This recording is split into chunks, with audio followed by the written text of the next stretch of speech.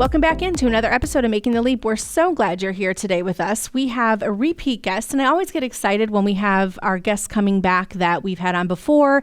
And this one in particular, we had a lot of different topics that we wanted to cover.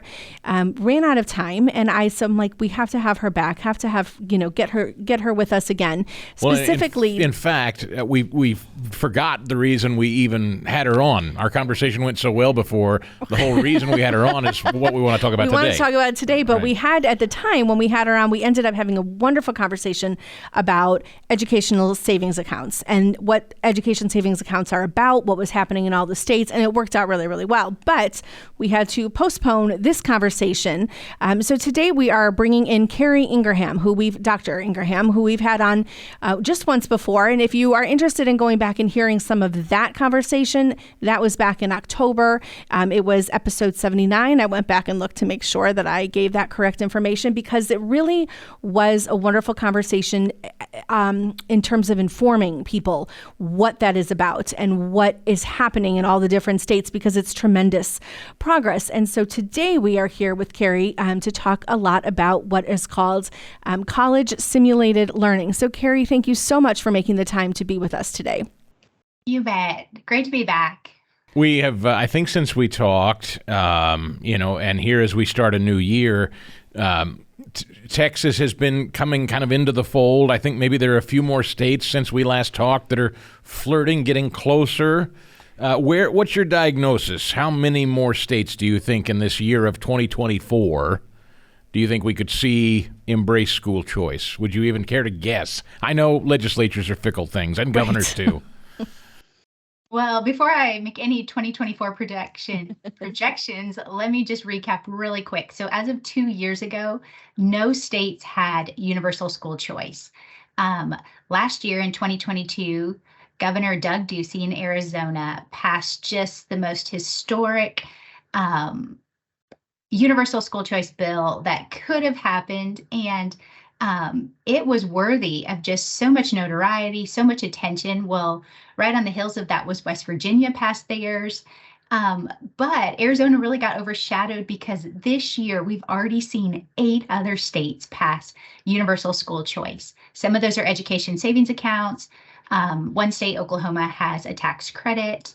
And then 3 states have private school scholarship programs. Yeah, so that's all in the year of 2022 and 2023. And so as we kick off this year of 2024, I'm very excited because now we're into a brand new legislative session. So we'll see what 2024 brings. I was just curious if you thought you knew of any states that might be on the cusp in this year of 2024 of passing something new. Definitely. Louisiana has a new governor. It's a top priority for him. Oh, that's right. Louisiana is going to come on the scene. Georgia. So in 2023, the governor there, Kemp, he was a little bit late to the game of really getting behind the education savings account movement in Georgia, but he is now 100% ready to go. So lots of hope for Georgia. There's other red states sprinkled across the country that are going to make good pushes for this. So I would anticipate now that we were at 10 in 2023, that we'll pick up another 3 or 4 states in 2024 to join in. Absolutely incredible. Freeing families up to make the decision. Well, and with this advent, with everything shifting from state to state and really kind of seeing this sweep across the country in general, one of the reasons I specifically wanted to have you back on was to talk about what that means, not just for private schools, not just for homeschools and co-ops, but also for the public school system. Because obviously one of the things that we hear a lot about is that as we talk about education savings accounts and tax dollars, that it's going to decimate the public school system. And some people want that to happen, but there are people that say, you know what, this is really an amazing opportunity for public schools to kind of pull it together and use what I think are some pretty innovative approaches to making things happen for these public schools who do serve a huge population of people, whether it's rural, urban, suburban. We've got some really, really neat ideas here. And one of those that I think has been adopted by some places on some level is this idea of the CSLs, these college simulated learning models. And so that's primarily why we have you here today. And I wanted to start off by just having you maybe kind of give that broad overview of what that is, what the kind of a basic definition for people who maybe haven't heard it. And then we can kind of talk some more about what it might mean for people. You bet. Well, hybrid education has been on the scene for over 30 years, but before COVID, few people really understood that there was a way to educate children that was not fully at home or fully at school 5 days a week. But there's been this other model that's been on the scene for decades, but it's just serving a very small population. And so there's different models of hybrid learning, but the model to talk about today would be that college simulated learning. It's most well known by its trademark association, which would be an accrediting body called university model. So a lot of people just adopted that language for this model, but technically for a school to fall under the university model umbrella, they need to be a member of that association. So today, university model schools with that trademark name, there's 90 schools in 24 states and 4 countries. But looking at the larger college simulated learning, so not all of those schools, like I said, are accredited through that model or have the membership. But that's about 300 to 400. It's a little bit harder to track because they're popping up quicker now as ESA come on the scene, as post-COVID parents are looking for more options, education entrepreneurs are starting these schools. But those are all largely in the private school sector. But there's one public charter school down in Texas I was able to visit a few months ago, spent the day there, and it's called UME Preparatory Academy. It stands for University Method of Education, so UME Prep. And they opened their doors, I believe, in 2012. They now have 3 campuses. I mean, they've got hundreds of children on the wait list for this school, but they use this model. And the model is where students come to school during the week in a reduced hour or reduced day format. And what that does is it allows parents to be more involved in their child's education. It struck me because, we've talked a lot lately about just watching our 2 oldest who are moving into either a college setting or work study, different options in front of them.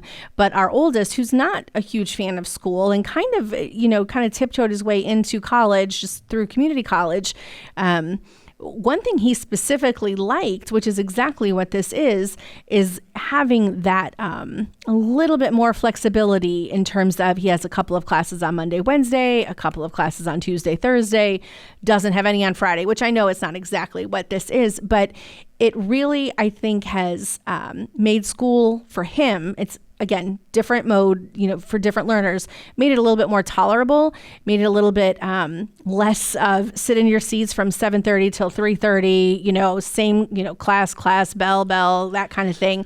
And it really changes it up for kids. And I think also probably helps really prepare them at a high school level to go into that college learning mode where a lot of kids get to school, they get to college, and all of a sudden, there is no bell ringing. There is nobody telling them you have to do that. You have to go here. It's a lot more promotion of independence in terms of learning, I would guess. Yes, and so many benefits. You touched on some, but this model is designed where the school provides all of the instruction. They have that professional teacher, the curriculum, they handle all of the assessment, but they give families back time. And they equip the parents to be involved. And so the way it models the college structure would be students take a class that would meet for roughly 1 hour on Monday, Wednesday, Friday, or they would take a class that meets for an hour and a half on Tuesday, Thursday. And so that's what they're going to see at the college level. But this model lends itself to mastery-based learning. And so you might have a 4th grade student who's ready for 6th grade math. Well, because of the model, that student can then attend that 6th grade class for the math they need, or other students that maybe need some remediation. There's just so much flexibility with this model, but parents are equipped. They're able to help their student, and it's a progression. So in elementary, the parent's more of a private tutor during those at-home days, but the school's provided all of the material and given them instructions on what to do. And then as they progress through middle school, high school, they're preparing for college, career, they start to develop these students more and more independent learning skills. And so it's gradually parents are stepping back from being that private tutor to more of just the accountability, the encouragement. And when college hits, or the career for these students, they are so well prepared to take initiative in their learning, responsibility, and they've just developed a love for learning because it's a different model. And so what we're seeing, the results of these graduates, I actually met with a group of graduates from the first university model school that opened its doors in 1993. So these are, adults that now have their own children. I met with them, and they were talking about how pivotal it was during their life when this school opened. They were all middle school age at that time, so they were able to come over from the traditional model into this university model school that met 2 days a week to 3 days a week, depending on the grades. And they were reflecting back all these years later and saying, that really strengthened my relationship with my mom, with my dad. I just had more time. I had more academic support to work ahead. Or for another student, she was reflecting back that school's hard for her, and this model allowed her to catch up in some areas where the traditional model had not prepared her well, but to exit with such confidence to use the way God had equipped her post high school to use her gifts and strengths. So incredible just to see all these years back how it was such a defining moment for students to have the opportunity to do school a little bit different and that gift of time back with their family. So, Keri, is this a way that public schools who are, this has been a thing that we've been seeing across the country too. Public schools are, because they're short-staffed, they don't have enough teachers or maybe resources, whatever that is, they've scaled back to 4-day-a-week class structure, canceling a full day of the week. Is that, would it be, and maybe you're not in the business of counseling public school districts, but if you're on a public school board, would this be a creative new way for these districts that have gone to 4-day weeks to maybe implement some of this program into their system? Yes, and I would make the distinction, kind of like we saw online schools before COVID, where they were designed to deliver that way. Teachers were equipped. The learning was designed for online delivery as well as the assessments. Online learning was strong, but we can't compare that to those remote Zoom sessions that were happening that everyone was forced into. Well, I would say the same thing with this model. So this is a model that works well for families who have intentionally selected it, where they can have a parent involved at home during those at-home days. But what we're seeing with these school districts that are reducing hours, they're really doing that to incentivize the adults, to incentivize the teachers.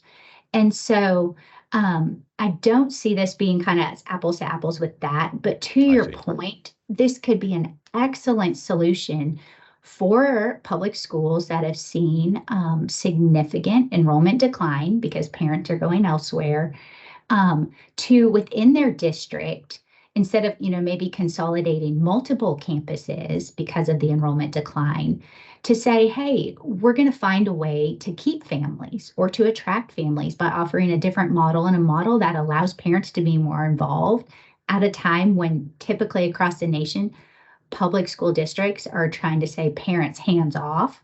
We're the experts, or our kids is the language that these teacher unions are using against the reality that it's moms and dads' children. But it's a way for them to make up for some of their financial challenges right now with enrollments going down. So for example, when you use this model of college simulated learning, you can serve twice as many students on the same campus. So you can lower facility costs. Same thing with the teachers. The teachers can serve twice as many students because the students are only there either the Monday, Wednesday, Friday, or the Tuesday, Thursday, depending on grade. So you have to be creative. You could also have part-time teachers as well, because not all, middle school teachers may necessarily be able to also teach high school or vice versa. But it's a way for them to reduce personnel costs, facility costs. But then for other areas where um, more facilities are needed in public schools, it's a way to take their existing footprint and expand it. And it doesn't mean all the schools in the district go to this model, Right. but they could try one school, after polling parents, seeing what parents want. I think it's such a neat, we talk about it with the public school realm, but it's also, a way within the private school sector to, when they're limited by the building that they have in front of them. And we're right now going through that with our daughter's school, that we're in the middle of a capital campaign. We are trying to raise money so that we can expand our amount of classrooms. But this is a really great, it's an option for schools to consider that maybe don't have the ability to access the millions of dollars it would take to create a bigger building. Instead, you get a little bit creative with how you're managing your space that you have and open up the doors to, for example, a Christian school that wants to serve families, but they're limited. And because we've seen so many Christian schools across the board that have huge waiting lists, private schools have huge waiting lists. This is a great way, I would think, to maybe kind of meet in the middle on that. You still want to maybe create space, auditoriums, sport, things like that, but you also may be able to do this as a way to, and I don't know, to offer a kind of a homeschool hybrid option versus I was about to the say, traditional. is that what you would describe this as, Keri? Like a homeschool, brick and mortar school hybrid is kind of what it sounds like. Yes. So some people do describe the college simulated model or the university model as a hybrid homeschool. But I actually make the distinction a little bit different, because homeschool, we think the burden of gathering the curriculum, planning the lessons, doing the assessment falls on the parents. Well, with this model, the school provides all of that. They just want to encourage parents to be more involved. They're going to give them the resources to extend the learning at school into home. So it's a little bit different than typically like a hybrid homeschool where the parent has that responsibility to gather all of the learning. But Christine, I love what you said. For Christian schools right now, there is such an incredible need for Christian schools to expand, because as these states have these education savings accounts, these private school scholarships, more and more families, it's going to be financially feasible for them to have an option outside of the public school. And private schools, because of the COVID school shutdowns being prolonged and they reopened immediately, they hit wait lists and beyond.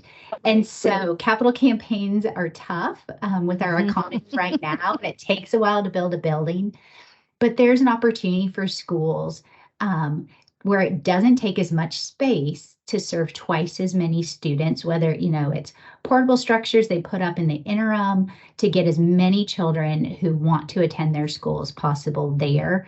Also, you look at those price points of those education savings accounts, of the private school scholarships, and sometimes traditional private schools are still out of reach. But the tuition of these college simulated learning models, whether it's 2 days a week or the 3 days a week, it keeps that cost more around 40 to 60% of a 5-day-a-week private school tuition. And so it matches up with those ESAs, allowing parents even some additional funds to cover, whether it's uniforms or fees, books, those things.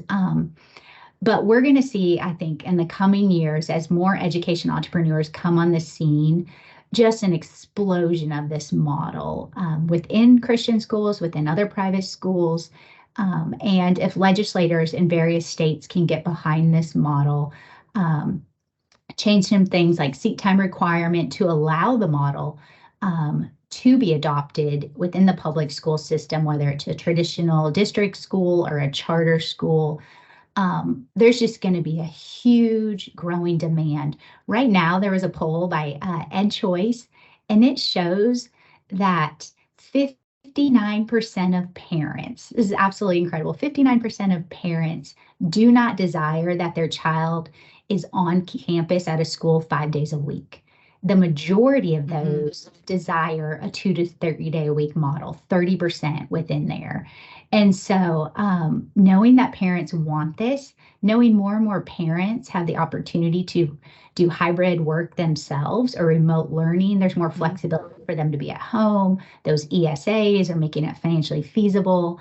And so just really excited about the opportunity at a time when public schools are keeping parents out more and more to say, hey, here's a model where moms and dads can be involved as that educator of their child. They can know what's going on. But in the rat race of life, they can just slow down and have quality time with their children during the week. You know, I have a story in front of me, Keri, that is, I hear what you're saying and how great that sounds versus what, just happened here at the tail end of 2023 in Oregon.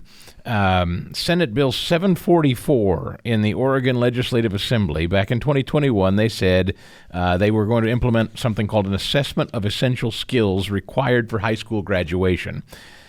That's to read and comprehend a variety of text and write and accurately apply mathematics in a variety of settings. Well, then COVID. Then, everything ends with then COVID. So Oregon's legislature's response to this was, never mind, we're scrapping all that. And they voted unanimously to adopt an extension of a suspension of any requirement through 2028.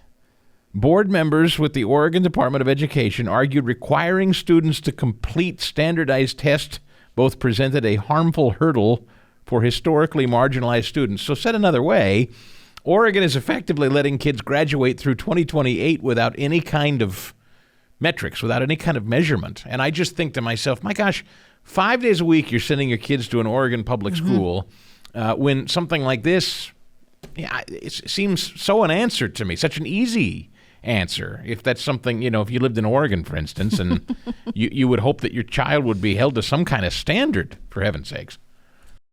Yeah, it's such a shame what's happening with the dumbing down of education, under the guise of equity. We cannot force uniform outcomes in anything in life. You look at professional athletics. We don't force that there's, uniform performance outcomes based on race, based on socioeconomic status.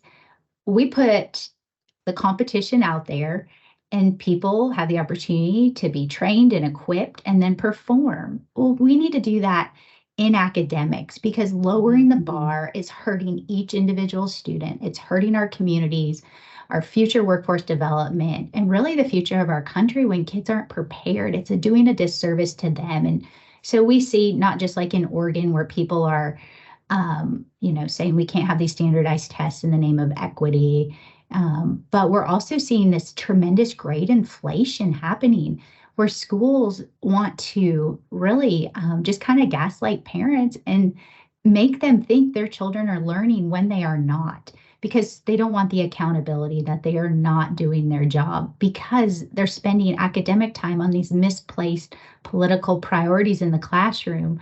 So it's no wonder children aren't learning the basics. But lowering the expectations, it's hurting everybody. We want to set high expectations, but then provide quality instruction, great support to help every learner reach their full potential. I really think there is something, when we're talking about this shared responsibility,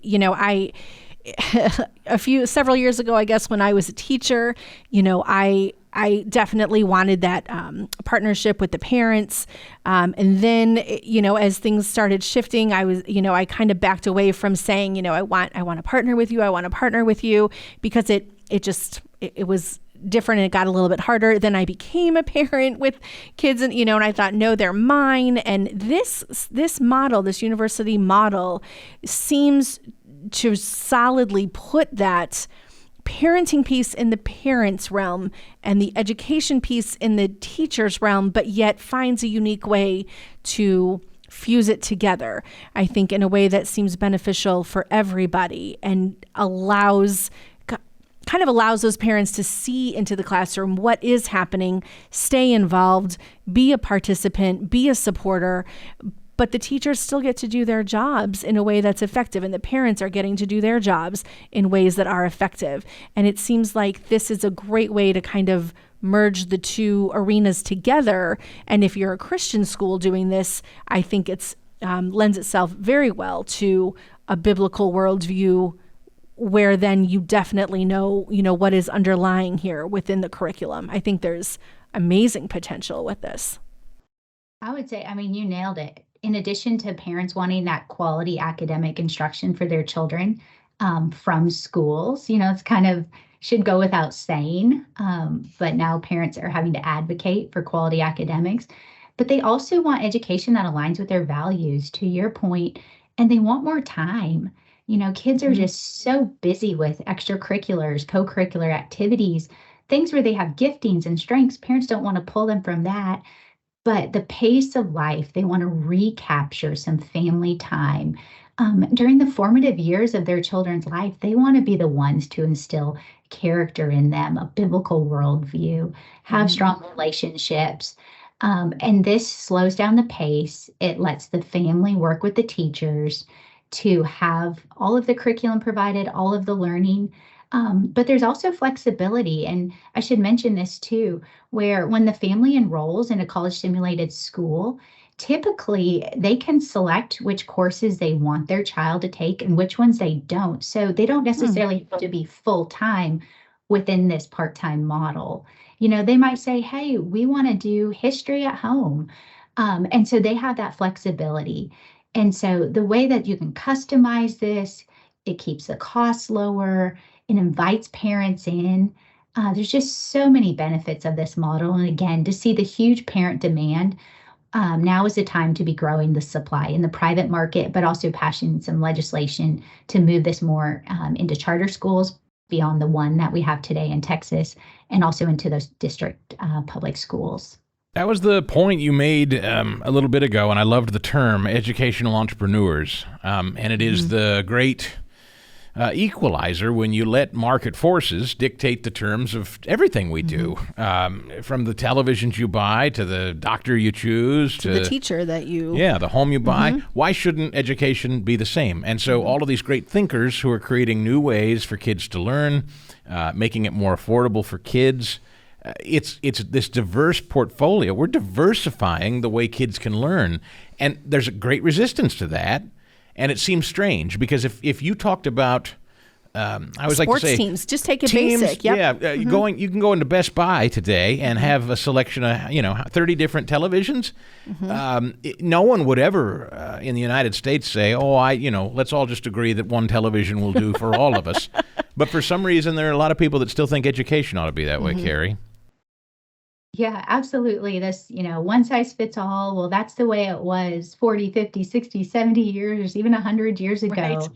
Right. But our world is not the same as it was back then. And so we've got to have education looking forward, equipping students for the future, because the students, that are even elementary, middle school today, they're not entering today's world. They're going to exit their K12 years into this future world that is just advancing so fast with technology and beyond.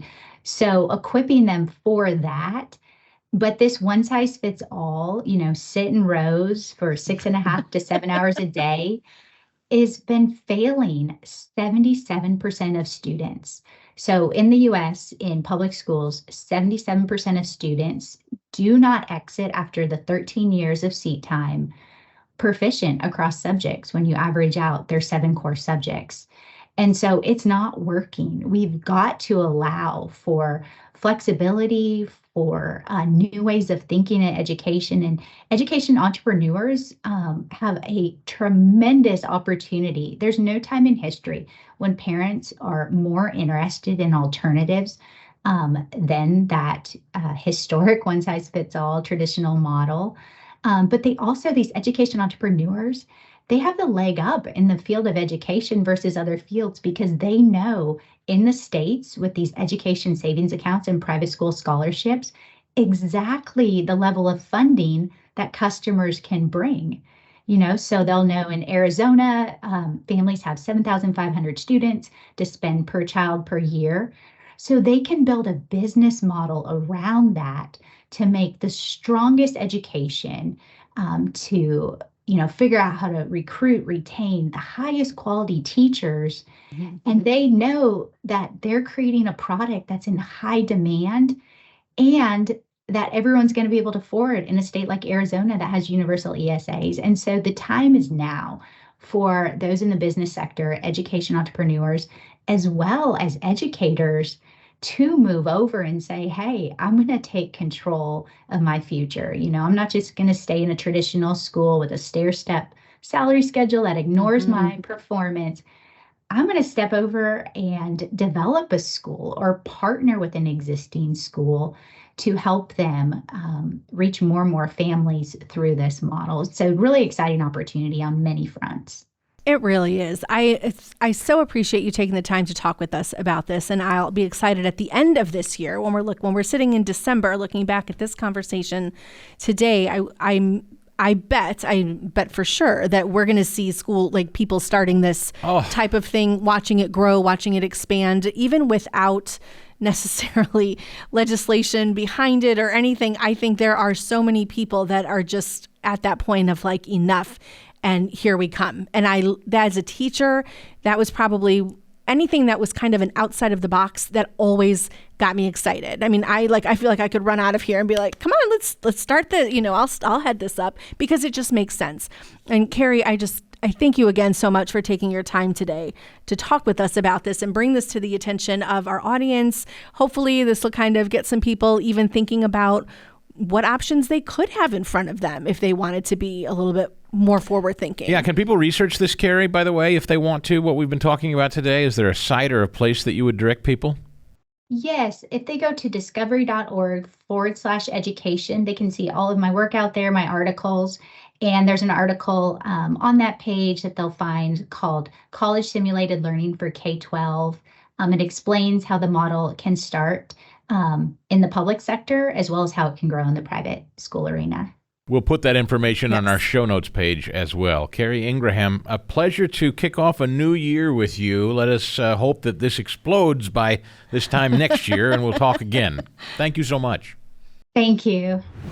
I'm so glad we were able to talk about that today. I really, it really does. Like I'm not being, maybe I sound nerdy about it, but I really do remember back when I was teaching and getting the opportunity during various years to try something different, designed to, reach kids in a better way, have more time for material learning. But then now to think about it in a way to collaborate with parents, to be working with them and not feel like you're working against them. I think this is such an awesome opportunity. And primarily, I think it's phenomenal for the private school sector who has these wait lists. Well, you made a great point. It takes the strain off the wait list, right, which most young families, and we're thrilled to see it. You hear it. I don't think there's a single Christian school we encounter that doesn't say that K through 5, particularly K through 4, 5, they have the wait list. They're right. exploding with wait lists. Young parents, young families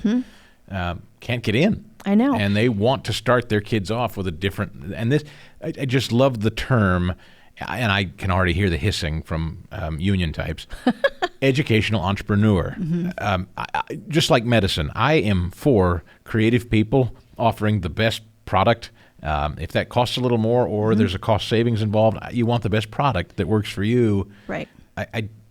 I'm stunned at how long, for how many decades, ourselves included, well, this is just the way you do it. You go to school 5 days a week on a bus for 8 hours, and then that's why? No. It doesn't have to be that way. Well, it never had to be that way. It is. It's something, too, when I think about just, when you have schools where you have a track, where you freshman year, sophomore year, junior year, senior year, it really does open up new avenues for learning that help us kind of move away from that mindset, like she said, of the one size fits all, but where, wow, if you could do something different than biology, chemistry, physics, if you could do something a little bit different, in a way that maybe removes kids from this classroom, opens up this space for this room, you can really juggle it, I guess, and really create some neat growth opportunities, and not have to have 5 new classrooms and new, I mean, it comes with its own challenges, I'm sure.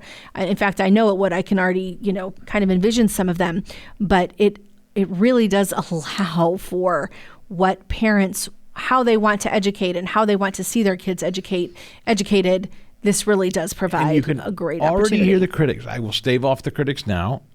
When you hear, and it was the same last year when we were talking about homeschool stories and all these studies that were coming out, surveys, Washington Post, their head was on fire about homeschool on the rise, the explosion of homeschool. And you always hear the critics say, how can we be sure the nation's children are all learning what they need to know? What if we're raising a generation of dummies? And all I would say is, look at what Oregon's doing. Oregon has said we have absolutely no metrics or standards whatsoever through 2028 It actually kind of shoots that argument in the foot, because now you know what I mean? You can say, well, Oregon has decided this, so why not try something that actually looks like it will be effective with standards? If public schools have decided we're not going to measure it anymore, then what's it matter how it's done? I step in the parents and step in the caring, concerned teachers that actually do want to teach. This seems like an amazing opportunity. Well, that information, like we said, is in the show notes page. If people want to know more from Keri, right? Sending us an email helps us, gives us ideas, puts us in contact with people to reach. We always appreciate that. I actually got an email last week from somebody who said, I think you need an episode about fill in the blank. I'll keep it a little bit of a secret, but I was like, that sounds awesome, and I think that's great. And so I love that we get to kind of hear from people what they want to know about. It helps us know what people want to hear. So anytime at all, send us an email. That information is all listed below for you. Reviews, those 5-star reviews, wherever you listen to podcasts, always helpful. And Happy New Year to everybody, and we will see you next week. Making the Leap is a podcast presentation courtesy of the Herzog Foundation. Please rate and comment on the show, as well as subscribe so you never miss an episode. And we'll see you next time on Making the Leap.